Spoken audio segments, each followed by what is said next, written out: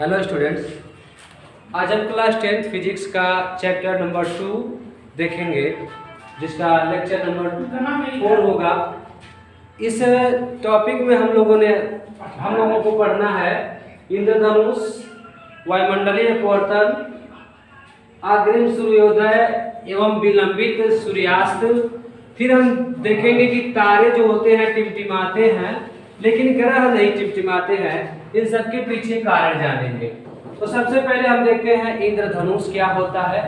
तो देखिए, हम लोगों ने प्रिज्म द्वारा सूर्य के श्वेत प्रकाश का विक्षेपण पढ़ा था या परिक्षेपण पढ़ा था। उसमें हमने देखा कि जब श्वेत प्रकाश सूर्य का जो होता है, जब प्रिज्म पर आपतित होता है तो वह अपने अवयवी रंगों में विभक्त हो जाता है। हमने पढ़ा भी प्रिज्म में कि प्रिज्म पर जब सूर्य का श्वेत प्रकाश आपतित होता है तो वह अपने अवयवी घटकों में या अपने अवयवी रंगों में विभक्त हो जाता है। और इसी घटना को हम लोगों ने कहा था वर्ण विक्षेपण या परिक्षेपण। तो यह चीज जो है एक तरह से देखा जाए तो आर्टिफिशियल है, मानवकृत कह सकते हैं हम इसको।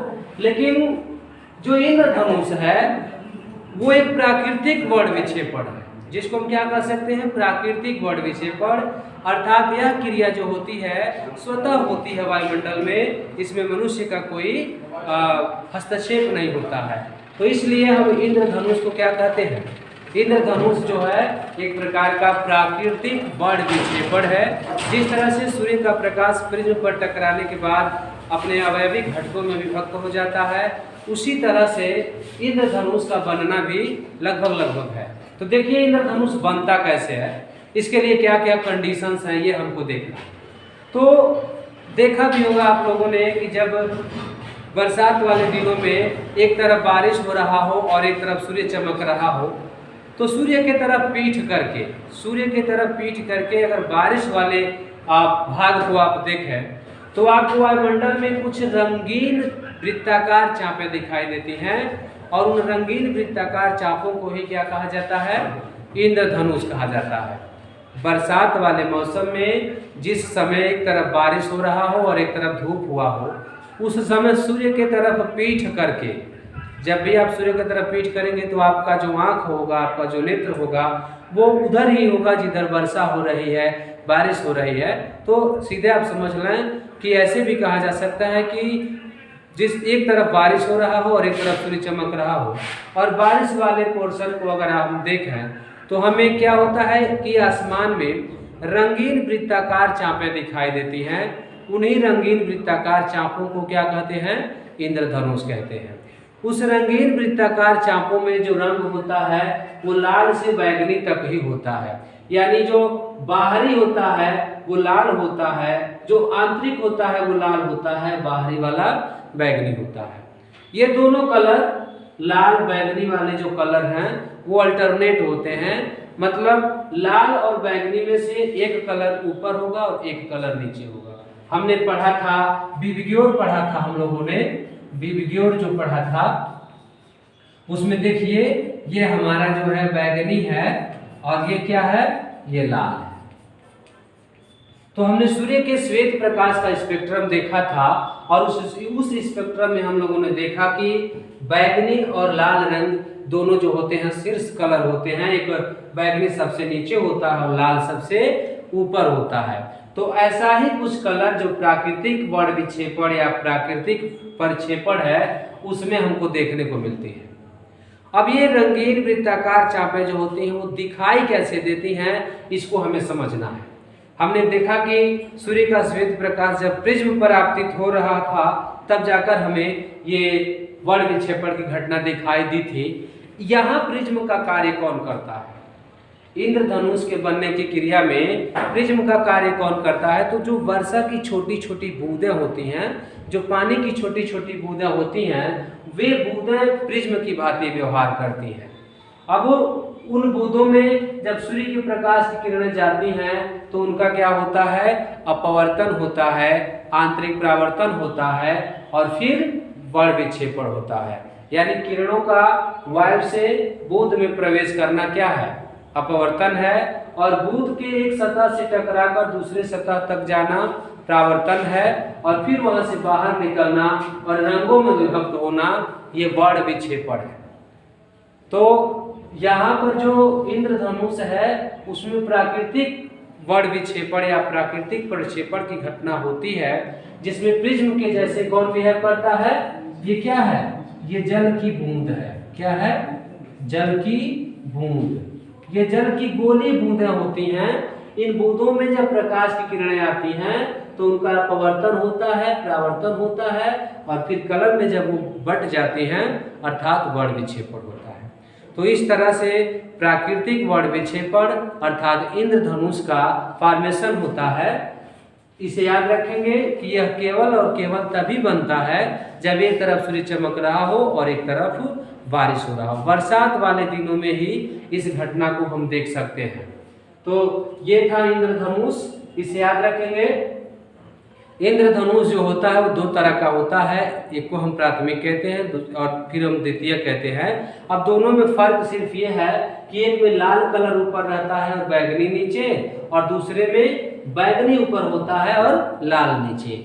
ऐसा इसके पीछे अब कोई कारण नहीं जाना जा सकता है कि आखिर कब ऐसा होता है। दोनों में से कोई भी कभी भी देखा जा सकता है। बस लाल और बैगनी के इनके मतलब लाल रंग का ऊपर होना, बैगनी रंग का नीचे होना, और बैगनी रंग का ऊपर होना, लाल रंग का नीचे होना, इससे हम इनको सेपरेट करते हैं। तो याद रखेंगे कि जो इंद्रधनुष है, इंद्रधनुष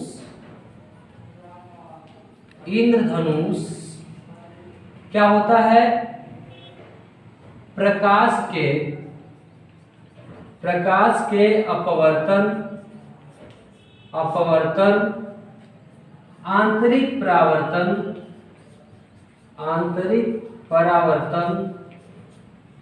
तथा वर्ण विक्षेपण की संयुक्त प्रभाव की घटना है। मतलब जो इंद्रधनुष बनता है वो प्रकाश के अपवर्तन के कारण, आंतरिक परावर्तन के कारण और वर्ण विक्षेपण तीनों के सम्मिलित प्रभाव के कारण इंद्रधनुष बनता है।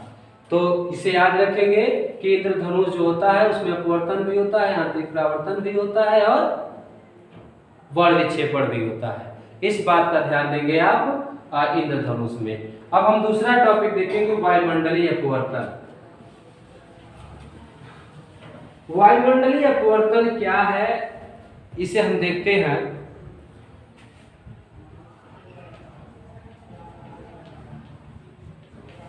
वायुमंडलीय अपवर्तन, देखिए वायुमंडलीय अपवर्तन में क्या होता है, पहले इसको खूब बढ़िया से समझेंगे हम। अपवर्तन की घटना हम लोगों ने देखा भी कि प्रकाश का एक माध्यम से दूसरे माध्यम में जाने पर अपने मार्ग से विचलित होने की घटना प्रकाश का अपवर्तन कहलाता है। यहाँ पर वायुमंडलीय अपवर्तन का क्या मतलब हम इसको समझेंगे। अगर कहीं आग जल रही हो या कोई भट्ठी जल रहा हो, उस समय हम उस जलते हुए आग के ऊपर के वातावरण को देखें। जैसे मान लीजिए कि यहाँ पर क्या हो रहा है कि आग यहाँ पर जलाया जा रहा है, यहाँ पर आप समझ सकते हैं, यहाँ पर आग जलाया जा रहा है और वायु हमको पता है कि पूरे वायुमंडल में वायु भरा हुआ है। तो जो इस फ्लेम, ये हमारा क्या है, ये फ्लेम है जिसको हम लौ कह सकते हैं या ज्वाला कह सकते हैं। ये जो फ्लेम है, ये हमारा जो फ्लेम है, इस फ्लेम के समीप या संपर्क की जो वायु होती है वो बहुत जल्दी गर्म हो जाती है और उसके जस्ट ऊपर की जो वायु होती है वो ठंडी होती है। अर्थात इस वायु के, इस आग के जलने से क्या होता है, इस आग के जलने से क्या होता है कि उसके आसपास कुछ लेयर बन जाते हैं जिसमें गर्म और ठंडी हवाओं का वो परत होता है। तो गर्म हवाएं जो होती हैं वो इस वायु के जो फ्लेम होता है, जो ज्वाला होती है, उसके संपर्क में होता है और ऊपर की वायु ठंडी होती है। यहाँ अगर हम इस चीज को देखें, तो हमें स्पष्ट क्या दिखाई देता है कि ऐसे लगता है कि वहाँ पर कुछ फ्लक्चुएशन दिखाई दे रहा है, कुछ लपलपाहट दिखाई देता है। ये क्या है, ये क्यों होता है? यही घटना क्या है? वायुमंडलीय अपवर्तन है। यानी आग जिस समय जल रहा हो उस समय अगर उस फ्लेम के ऊपर आप देखें तो आपको पता चलेगा कुछ झिलमिलाहट सा महसूस होता है। उस झिलमिलाहट को हम क्या कहते हैं? वायुमंडलीय अपवर्तन कहते हैं। यह चीज आप गर्मी के दिनों में अगर तेज धूप हुआ हो तो सड़कों पर भी देख सकते हैं। तेज धूप के समय में अगर आप सड़क पर देख रहे हो और दूर देख रहे हो तो आपको ऐसे लगता है कि वहाँ पर कुछ झिलमिलाहट सा महसूस होता है, और बहुत दूर देखने पर ऐसे लगता है कि वहाँ पानी गिरा हुआ। वो पानी गिरा होना या झिलमिलाहट सा महसूस होना वो किस बात को इंडिकेट करता है? वो इंडिकेट करता है वायुमंडलीय अपवर्तन को। अब वहाँ होता क्या है? हमने देखा कि गर्म हवा जो होती है विरल मानी जाती है और ठंडी हवा को हम सघन मानते हैं। और ये जानते हैं कि प्रकाश जब सघन से विरल में, विरल से सघन में जाती है तो वो अभिलंब से क्या होती है? विरल से सघन में जाते समय विलंब की ओर झुक जाती है और सघन से विरल में जाने पर अभिलंब से दूर हटती है। तो इस पार से उस पार जो प्रकाश जाता है उस वजह से उसके मार्ग से विचलन होने लगता है और वही विचलन हमें झिलमिलाहट सा प्रतीत होता है। तो ये बहुत ही व्यवहारिक बात है वायुमंडलीय अपवर्तन, जिसको आप तेज धूप वाले समय में सड़कों पर देख सकते हैं। जनरली आप अगर दूर देख रहे हो तो भी अगर तेज धूप हुआ है खास करके मई जून के महीने में तो आपको यह आभास होगा कि झिलमिलाहट, कुछ धुआं टाइप की चीजें ऐसे लगती है कि धुआं गिर रहा है नीचे से या ऊपर से धुआं उठ रहा है, ऐसा कुछ केस आपको प्रतीत होता है या दिखाई देता है। तो वो कुछ और नहीं है, वो क्या है? वही वायुमंडलीय अपवर्तन है। तो इस बात का ध्यान देंगे, व्यवहारिक बात है ये, इसको समझना है। अब हमारा टॉपिक है, देखेंगे यहाँ पर अग्रिम सूर्योदय एवं विलंबित सूर्यास्त। हम जानेंगे इस शब्द का क्या मतलब है। देखिए, अग्रिम सूर्योदय, सूर्योदय एवं विलंबित सूर्यास्त।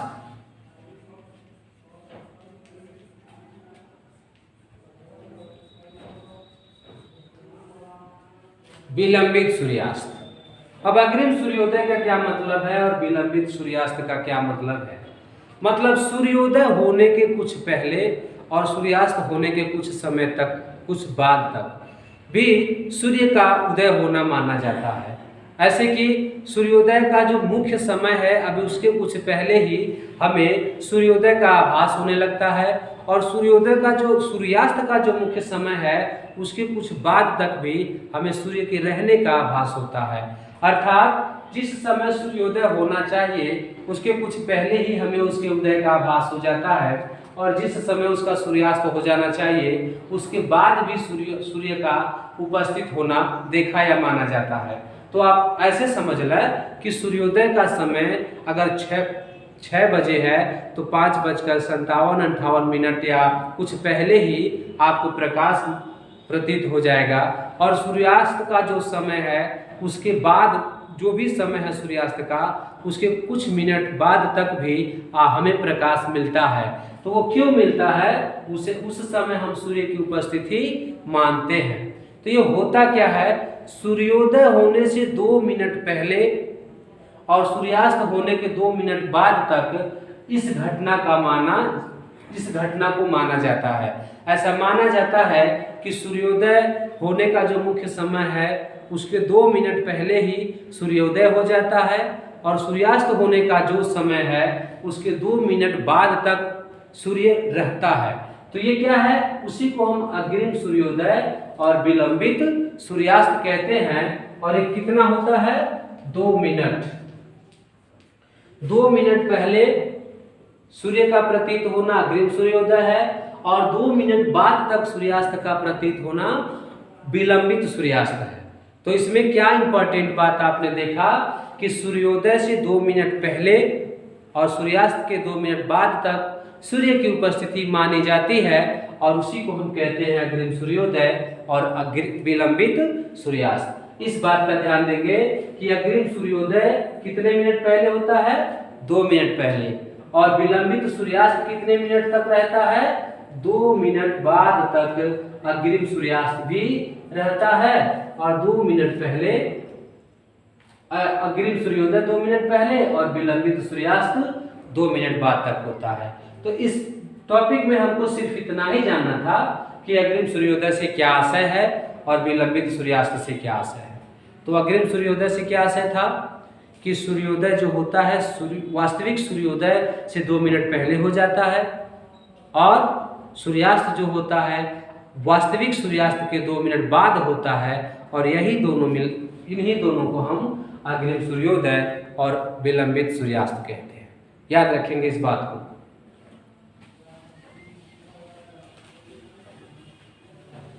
अब हमारा टॉपिक है तारे टिमटिमाते हैं ग्रह नहीं। हमने पढ़ा भी अपवर्तन की घटना में कि तारे टिमटिमाते हैं।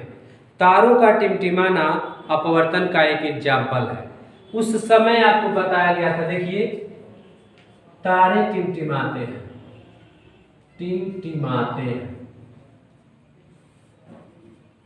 तारे क्यों टिमटिमाते हैं ये बात हमने बताया था आपको, या आपने पढ़ा भी होगा कि तारे जो होते हैं बहुत दूर होते हैं, और वहां से आने वाले जो प्रकाश होते हैं वो वायुमंडल के विभिन्न परतों से होकर के उन्हें पास होना पड़ता है, गुजरना पड़ता है, और वायुमंडल की जितनी परतें हैं उन सबकी जो डेंसिटी है वो अलग अलग है। उन सबका जो घना या सघनता या विरलता कहलाए वो सब क्या है, अलग अलग है। सभी परतों की अपनी अलग अलग पहचान है। कोई घन, कोई सघन है, तो कोई विरल है, फिर कोई सघन है, फिर कोई विरल है। इस तरह के केसेस हैं। तो तारों से आने वाले जो प्रकाश होते हैं उन्हें ढेर सारे सघन विरल माध्यमों से होकर गुजरना पड़ता है। तो जो प्रकाश होता है सघन से विरल में, विरल से सघन में जाते समय विलंब से दूर हटता है या विलंब की ओर झुकता है। इस घटना में प्रकाश की जो मात्रा होती है वो निरंतर एक समान नहीं रहती है। कभी प्रकाश कम हो जाता है, कभी प्रकाश ज़्यादा हो जाता है। तो तारों से आने वाला जो प्रकाश होता है वो हमारे नेत्र में कभी ज़्यादा प्रवेश करता है और कभी कम प्रवेश करता है। तो कम अधिक प्रकाश का हमारे नेत्रों तक पहुंचना ही क्या है, तारों का टिमटिमाना। टिमटिमाना वाला जो शब्द है वो आप देखे होंगे गांव में या कहीं भी यूज किया जाता है। जब बल्ब सही से नहीं जलता है तो लोग कहते हैं टिमटिमा रहा है। इसका मतलब कि वो सही प्रकाश नहीं देता है, या ऐसे समझ लो कि वो बराबर प्रकाश नहीं देता है। उसी तरह से हम तारों को भी टिमटिमाते हुए कहते हैं, अर्थात उनके द्वारा जो प्रकाश हमको मिलता है वो प्रॉपर वे में नहीं मिल पाता है, एक निश्चित मान के साथ नहीं मिल पाता है, इसलिए हम कहते हैं तारे टिमटिमाते हैं। अब वहीं अगर हम बात देखें, ग्रह नहीं टिमटिमाते हैं, ग्रह नहीं टिमटिमाते हैं।